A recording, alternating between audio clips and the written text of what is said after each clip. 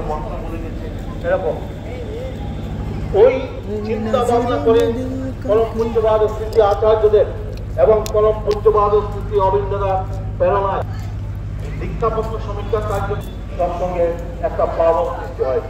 শুধু ভারতবর্ষ নয়, সমস্ত বিশ্বব্যাপী এই কাজ চলছে। সেই কাজটা কেন দেওয়া হলো? সেই কাজটা দেওয়া হলো আমার জন্য।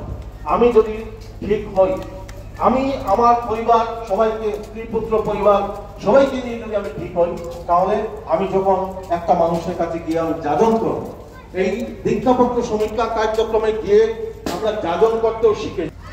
না হলে আমরা আগে যাজন করতে কিভাবে যাজন করা হতো সেটাও আমরা কিন্তু জানতাম না।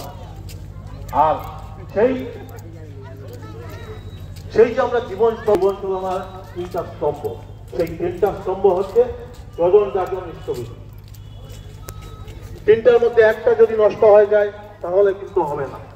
আমরা তো প্রতি ভেবে দেখেছি, সেই একটা পায়া যদি নষ্ট হয়ে যায় তাহলে কি হবে? বন্ধুরা, আপনারা প্রথমে দেখতে পাচ্ছেন বন্ধু পুরুষোত্তম সৎসঙ্গ বিহার, সৎসঙ্গ আশ্রম। আজকে আচার্য মহাপুরুষের জন্মোৎসব উপলক্ষে এখানে প্রোগ্রাম হয়েছে। আপনারা দেখতে পাবেন। বাই বাই, ভালো লাগলে শেয়ার করে দিবেন।